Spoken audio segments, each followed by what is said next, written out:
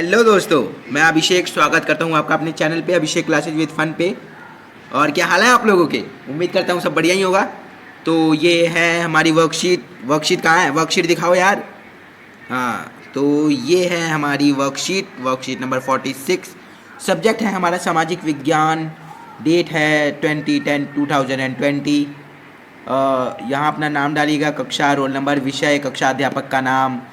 इतनी बार मैं अपना नाम लिख चुका हूँ कि सपनों में भी मुझे अपने नाम की याद आती है। कार्यपत्रक 46, वर्कशीट 46। वर्कशीट शुरू करने से पहले कुछ और देखिए क्या है। तो ये वर्कशीट नहीं है, ये है हमारी सहायक सामग्री 2020-21 कक्षा 9वीं के लिए। और काफ़ी अच्छी लगती है मुझे सहायक सामग्री अपनी। निःशुल्क वितरण हेतु बेच मत देना भैया।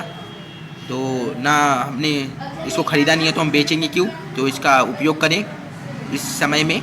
और ये मैंने खोली आज की वर्कशीट जिस टॉपिक पे आई है, अध्याय 3 इतिहास से ये वर्कशीट हमारी आई है, नाजीवाद और हिटलर का उदय। और इसमें से मैंने अपने सारे आंसर खोजे हुए हैं। एक बार आप इसे अच्छे से खोल के पढ़ लीजिएगा। मेरा यही उद्देश्य है कि आप लोग थोड़ा फ़ोन से बाहर निकलें और एक बार देख लें अपने बुक्स को। और जिन्होंने बुक्स ख़रीद ली हैं वो तो ज़रूर पढ़ें, क्योंकि बहुत सारी चीज़ें हैं। और अगर 9th क्लास में सरप्राइजली अगर कोई टेस्ट होता है तो ये काफ़ी काम की है हमारी। तो इसे पढ़ते रहिएगा। और अब हम अपनी वर्कशीट पे चलेंगे। ठीक है, एक बार फिर से देख लीजिए। सहायक सामग्री आपके पास होगी, जाइए पढ़िए और कोशिश करिए कि आपको सब, और ये पक्का आपको सब कुछ समझ में आ जाएगा। और मैं कोशिश करूँगा कि मैं भी आपको समझाने में सक्षम रहूँ। तो चलिए शुरू करते हैं। तो वर्कशीट नंबर 46 की शुरुआत करते हैं। तो नाजीवाद और हिटलर का उदय भाग 4। इससे पहले हम भाग 3 तक पढ़ चुके हैं, ये भाग 4 है हमारा। मैं इसके प्रश्न उत्तर करवाऊँगा। मैंने इसके पहले भी पार्ट डाल चुके हैं मैं सारे। अगर आपको समझना है वो तो आप मेरे चैनल पर जा सकते हैं। वर्कशीट नंबर 45, 44, वर्कशीट नंबर 45 और 44 में मैंने इसको अच्छे से समझाया हुआ है। अगर आप उसे एक बार जाके देख लेंगे तो काफ़ी अच्छी बात होगी, क्योंकि अगर हमें पहले भाग 1, 2 नहीं पता होगा तो हम भाग 4 को कैसे पता कर पाएंगे। तो पहले एक बार भाग और 1 और 2 देख लीजिए, फिर उसके बाद भाग 4 को शुरुआत कर दीजिएगा। और अगर आपने पहले ही वो वीडियो देख के रखी हुई है तो बहुत अच्छी बात है, फिर आपको ये वर्कशीट अच्छे से समझ में आ जाएगी। तो चलिए मैं इसके क्वेश्चन आंसर से शुरुआत करता हूँ। प्रश्न नंबर 1 है इसका, हिटलर ने जर्मनी में नियंत्रण बढ़ाने के लिए कौन कौन से संगठन बनाए? तो उसने सुरक्षा संगठन बनाए थे, जो उनके नाम ये लिखे हुए हैं, मैं आपको बताता हूँ। हिटलर ने जर्मनी में नियंत्रण बढ़ाने के लिए निम्नलिखित संगठन बनाए। हरी वर्दीधारी पुलिस का संगठन बनाया, हरी वर्दीधारी पुलिस का संगठन किया। गैस्तापो गुप्तचर राज्य पुलिस का संगठन किया। ठीक है, इसे गैस्तापो ही पढ़िएगा, कुछ और ना ले जाइएगा। गैस्तापो। ठीक है। सुरक्षा सेवा एचडी का भी गठन किया। सुरक्षा सेवा एचडी का गठन किया। इन संगठनों को बेहिसाब अधिकार दिए, यानी कि इन तीन संगठनों को जो हिटलर द्वारा बनाए गए थे, इनको बेहिसाब अधिकार प्राप्त हुए। जैसे कि किसी को भी देश निकाला कर देना, किसी के ऊपर भी कोई भी इल्ज़ाम लगा के और उसे जेल में डाल देना या फिर उसे मार देना। अपने क्या कहते हैं कि अगर उनका कोई उससे दुश्मनी है, जैसे कि अब इन संगठनों में अगर कोई व्यक्ति है, ठीक है, और अगर उससे कोई दुश्मनी है किसी और की, तो वो उस दुश्मनी को निकालने के लिए उस व्यक्ति पर झूठा इल्ज़ाम लगा देगा और वो झूठा इल्ज़ाम सच्चा माना जाएगा, क्योंकि इन्हें बेहिसाब अधिकार प्राप्त है। ठीक है, तो ये अपने बेहिसाब अधिकारों का उपयोग करते थे। दूसरों को जो बेगुनाह होते थे उन्हें भी पकड़ लेते थे, और इसी को बेहिसाब अधिकारों द्वारा दर्शाया गया है। ठीक है, एक बार आप अपनी वर्कशीट को समझ लीजिएगा तो आपको समझ में आ जाएगी। और हमारी जो सपोर्ट मटेरियल है उसको भी एक बार पढ़ लीजिएगा तो आपको सब समझ में आ जाएगा। इसका प्रश्न नंबर 2 है, नात्सी सोच के अनुसार अवांछित कौन लोग थे? ठीक है, ये देख लीजिए। नात्सी पार्टी सोच के अनुसार अवांछित लोग कौन थे? नात्सी सोच के अनुसार अन्य नस्लों, बीमारों और अन्य समाजों के लोगों को अवांछित मानते थे। ठीक है, यानी कि जो जर्मन के लोग थे सिर्फ उन्हें ही एक नागरिक माना जाता था, जो कि जिनको सारे अधिकार प्राप्त थे, परंतु इन सबको अवांछित माना जाता था और इनके अधिकारों का हनन भी किया जाता था। कौन कौन थे वो? अन्य नस्लों यानी कि जो अन्य जाति के थे, बीमार लोग, बीमारों को भी संभाल नहीं पाते, बीमारों को भी अवांछित में डाल दिया, तो ये कोई बात नहीं हुई। पर ये है, बीमारों और अन्य समाज के लोगों में और भी लोग आ जाते हैं जो कि अन्य समाज के होते हैं, उनको अवांछित मानने लगे थे, ठीक है।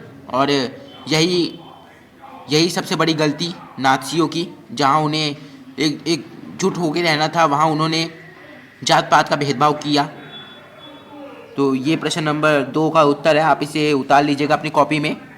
प्रश्न नंबर 3, हिटलर ने किन किन देशों पर, यहाँ पर किन किन देशों पर आक्रमण किया, मानचित्र में पहचानिए। अब मैं आपको मानचित्र दिखा तो नहीं सकता, लेकिन अगर आप हमारी वर्कशीट के नीचे आएंगे तो आपको एक मानचित्र जरूर दिखाई देगा, और उस मानचित्र के साइड में लिखा हुआ है, जो हरे रंग से दर्शाए जा रहे हैं, यानी जिनको भी हरे रंग से दर्शाया गया है मानचित्र में, उन सारे देशों पर हिटलर ने कब्जा करके रखा हुआ था, ठीक है। तो वो जो मानचित्र था जिसमें हरे कलर से भरा गया है, तो वो जो मानचित्र है उसी में जो हिटलर है उसने कब्जा करा हुआ है, ठीक है, जिनको हरे रंग से दर्शाया गया है हमारे मानचित्र में। आप थोड़ा वर्कशीट पे नीचे आइए और आपको वो दिखाई देगा वो मानचित्र, और उस मानचित्र में जिसको हरे रंग से दर्शाया गया है वही वो देश है जिनके ऊपर हिटलर ने कब्जा कर लिया था, ठीक है। तो आइए हम अपने प्रश्न को एक बार पढ़ लेते हैं, उत्तर को पढ़ लेते हैं।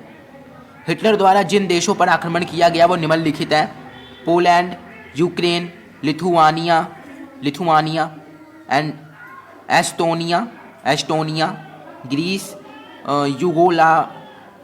Yugoslavia, Norway, Denmark, Netherland, Belgium, France, Tunisia के कुछ भाग। तो ठीक है, तो ये टोटल मिला के हुए हमारे 12। तो 12 देशों पर हिटलर ने अपना हक जमाया, और इन्हीं 12 देशों ने फिर आक्रमण किया, जो कि विश्व युद्ध के रूप में बदल गया। तो ये थे हमारे प्रश्न नंबर 3 का उत्तर ये था, इसे उतार लीजिएगा आप। आइए प्रश्न नंबर 4 पे आते हैं। यहूदियों के साथ नात्सी व्यवहार किस प्रकार का था? अब यहूदी सबसे ज़्यादा फंस रहे थे इनके राज्य में। जब सत्ता में आई नात्सी तो यहूदियों को सबसे ज़्यादा परेशानी हुई। तो आइए देखते हैं इनको क्या परेशानियां झेलनी पड़ी। यहूदियों के साथ नात्सी का व्यवहार बहुत ख़राब था। नात्सियों का सिर्फ एक लक्ष्य था, यहूदियों को ख़त्म करना। उन्होंने यहूदियों से उनकी आजीविका छीन ली, यानी जो उनकी आजीविका थी, जिससे उनका पालन चलता था, खान पान चलता था, वो छीन लिया, और उन्हें शेष समाज से अलग थलग कर दिया गया। यानी कि शेष समाज से अलग थलग करने का मतलब ये है कि उनसे सारे हक छीन के और उन्हें एक अलग जीवन व्यतीत करने दिया। उन्होंने एक अलग जीवन उनको दे दिया, और सबसे निचली जाति का उन्हें बना दिया गया। तो ये थी यहूदी काफ़ी परेशान थे उस टाइम पे। जब नात्सी सत्ता में आई तो यहूदी काफ़ी परेशान थे, और ये इसका उत्तर था, आप इसे उतार लीजिएगा। प्रश्न नंबर 5 है इसका। क्या आपको अपने आसपास किसी प्रकार का भेदभाव नज़र आता है? इसे दूर करने के लिए आप क्या प्रयास करेंगे? तो मेरे आसपास तो है, मेरे आसपास अमीरी गरीबी को लेकर भेदभाव नज़र आता है मुझे, ठीक है। इसे दूर करने के लिए मैं लोगों को सलाह दूंगा कि वो अमीरी गरीबी में भेदभाव ना करते हुए एक दूसरे की मदद करें। और अगर आपके आसपास भी कोई ऐसा है तो आप भी ऐसा करिए। और अगर आपके मन में अमीरी गरीबी को लेकर कोई भेदभाव है तो उसे अभी अपने मन से निकाल फेंकिए, क्योंकि इन सब चीज़ों में भेदभाव करने का क्या फ़ायदा। हमें तो भी पढ़ाई करनी है, तो ये सब चीज़ें हमें नहीं करनी चाहिए, और आगे जाके भी, और अगर कोई करे तो उसे एक बार हमें बोलना भी चाहिए, क्योंकि हम देश की युवा पीढ़ी हैं, और युवा पीढ़ी के ऊपर ही अब देश का दारोमदार आएगा।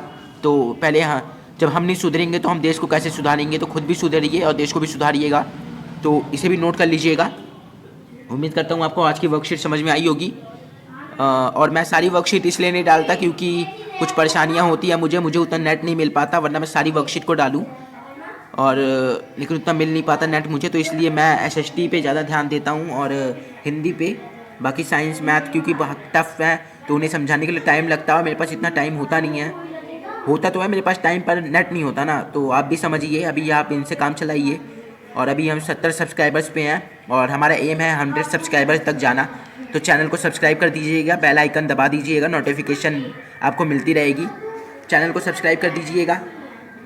मैं मिलूँ आपसे नेक्स्ट वीडियो में, ठीक है? मिलूँ ना? हाँ, मैं आपसे नेक्स्ट वीडियो में मिलता हूँ। तब तक के लिए आप स्वस्थ रहें, मस्त रहें, और मेरे चैनल पर आने के लिए व्यस्त बिल्कुल ना रहें। मुझसे कोई गलती हो तो मुझे माफ़ करिएगा। धन्यवाद।